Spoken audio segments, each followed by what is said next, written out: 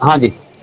नमस्कार दोस्तों, मैं हूं नवीन पाटीदार और आप देख रहे हैं वॉइस ऑफ एमपी। जैसा कि आपको बताया कि नई अफीम नीति घोषित कर दी गई है, लेकिन उसके बाद लगातार विरोध बढ़ता जा रहा है। वहीं अगर बात की जाए, इस वक्त मेरे साथ फोन लाइन पर मेरे साथ मौजूद है किसान नेता मांगीलाल बिलोट। उनसे बात करें किस तरीके से आज वे सुबह से दिल्ली में डेरा जमाए हुए, हजारों किसान उनके साथ मौजूद है, किस तरह की नई अफीम नीति को लेकर उन्होंने बात रखी है और किस तरह का विरोध वे दर्ज कराते हैं और किस तरह की मांग उनकी थी और इस अफीम नीति में क्या उनकी मांगे पूरी हुई या नहीं हुई। मांगीलाल जी, आपका वॉइस एमपी में स्वागत है। क्या आपकी मांगे नई अफीम नीति में पूरी हुई है या नहीं हुई है? वॉइस ऑफ एमपी और वॉइस ऑफ एमपी के तमाम दर्शकों का नमस्कार, साधुवाद, धन्यवाद। और वॉइस ऑफ एमपी ने हमारे दिल के दर्द को सरकार तक पहुंचाया, इसके लिए शुक्रिया, धन्यवाद।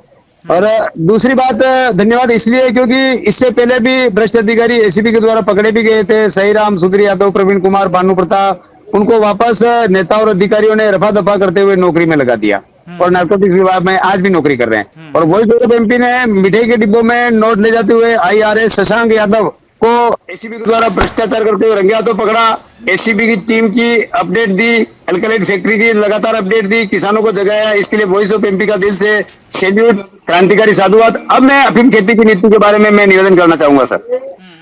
बताओ। अफीम खेती की नीति देश के साथ भी धोखा है और किसानों के साथ भी धोखा है। हम लोग 2008 से आंदोलन कर रहे थे, तो 24/11/2013 को तत्कालीन भारतीय जनता पार्टी के स्टार प्रचारक और वर्तमान हमारे देश के मुखिया माननीय प्रधानमंत्री महोदय जी ने चित्तौड़ की धरती पे हमको पत्रकार भाइयों के सहयोग से वादा किया था अफीम पट्टे बहाली का। कुछ अफीम पट्टे बहाल हुए, कुछ अफीम पट्टे बहाल नहीं हुए, वो अभी तक बहाल होने बाकी है। जो अफीम पट्टे बहाल हुए उसमें भी करोड़ों की चांदी लूट ली भ्रष्ट अधिकारियों ने, और ये आज भी बदस्तूर जारी है। हम लोग 4 अगस्त को शशांक यादव के कच्चा चिट्ठा लेकर के वित्त राज्य मंत्री पंकज चौधरी के साथ के पहुंचे थे दिल्ली, और फिर हमने 5 अक्टूबर को भी वापस उनके सामने प्रस्तुत होकर के हमारी बात बताई थी। और हम कल भी वापस रात को ट्रेन में बैठ करके दिल्ली गए थे, माननीय पंकज चौधरी साहब से मिले, उनको कहा कि भाई हमारे अफीम खेती की नीति, तो उन्होंने कहा कि भाई अफीम खेती की नीति वित्त मंत्री माननीय सीतारमण जी साहब को कहीं बाहर निकलना था, विदेश दौरा था, तो वो निकल गए, अफीम नीति की घोषणा कर दी है। और मैंने स्वयं उसकी स्टडी नहीं की है, तो मैं उसको आज स्टडी करूंगा। ये आज की बात बता रहा हूँ। तो उन्होंने हमको जो 5 पॉइंट दिए थे, हमने उनको कहा कि भाई हम खेती हम करते हैं और हमारी खेती नेता और अधिकारी मिलकर के भ्रष्टाचार युक्त बनाते हैं, मार्फिन नियम की आड़ में करोड़ों की चांदी आज भी कूट रहे हैं। और कल भी आपने अल्कलाइड फैक्ट्री के बारे में लाइव दिखाया था। और दिन दहाड़े लूट मची है, लूट है अफीम खेती की नीति की आड़ में मची है, मार्फिन की आड़ में मची है, करोड़ों की चांदी कूट रहे हैं। और नेता जिनको हम वोट देकर के दिल्ली भेजते हैं, जिनको हम वोट देकर के जयपुर भेजते हैं, जिनको हम वोट देकर के भोपाल भेजते हैं, वो हमारे हक अधिकार की ढंग से पैरवी नहीं करते हैं। जिस तरह से चोर को कह देते हैं चोरी कर लो और साहूकार को, घर मालिक को बोल देते हैं जागते रहो, ये अफीम की खेती की नीति है साहब। मांगीलाल जी, अगर बात की जाए तो नई अफीम नीति तो घोषित हो गई। अब क्या लगता है आपकी किस तरह की बात वित्त मंत्री से हुई है? क्या मानते हैं, क्या बदलाव की आशंका है या फिर इस अफीम नीति में ही किसानों को खुश रहना पड़ेगा?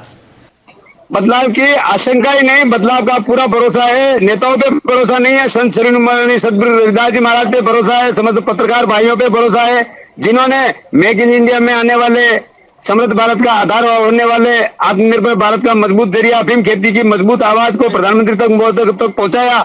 अब नारकोटिक्स का भ्रष्टाचार भी हमने भारत सरकार तक पहुंचा दिया, वित्त मंत्रालय तक पहुंचा दिया। अब यदि ये सुधार नहीं करते हैं तो सीधे सीधे नेता और अधिकारियों की मिलीभगत जग जाहिर हो चुकी है, क्लियर नहीं, जग जाहिर हो चुकी है। अब 1998-97 में जिन्होंने खेती की है, 2021 तक कटे सभी अफीम पट्टे भी बहाल होंगे, मार्फिन नियम भी समाप्त होगा, क्योंकि मार्फिन की आड़ में करोड़ों की चांदी कूट ली गई है।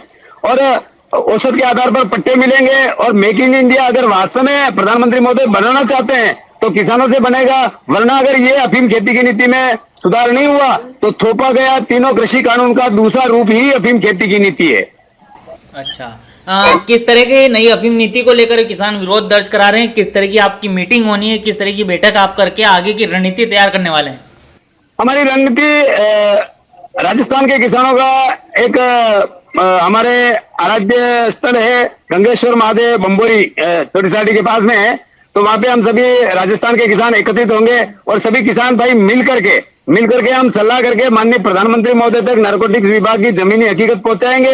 हम पेशे के लिए अफीम की खेती करते हैं और नेता और अधिकारी हमारे किसानों को उत्पाद को घटिया बता करके ब्लैकमेल कर रहे हैं। हम सभी किसान अफीम खेती करने वाले और 1997-98 में खेती कर चुके हैं, लेकिन वर्तमान में अफीम पट्टे कटे हुए हैं। वो सभी किसान मिल करके कल एक बहुत ही बढ़िया हम बैठक करेंगे, रणनीति बनाएंगे। और कुछ लोग क्या है, कुछ लोगों को नेताओं के द्वारा डराया जा रहा है कि आप बोलोगे तो आपका पट्टा कट जाएगा, आप बोलोगे तो अधिकारी नाराज हो जाएंगे। वो भ्रांति भी आज दूर हो चुकी है। हमने वित्त राज्य मंत्री महोदय पंकज जी चौधरी के सामने मैंने अपना खुद का उदाहरण दिया।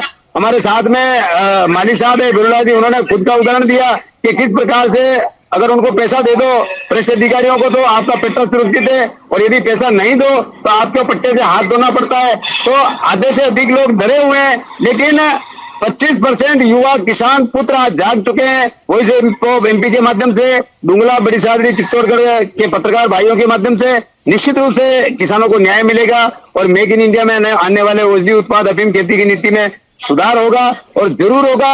और इनको करना पड़ेगा, क्योंकि जैसे इनकी चोरी भी पकड़ी गई, अगर ये सुधार नहीं करेंगे तो चोरी और सीना चोरी दोनों जग जाहिर हो चुकी है। जी जी जी।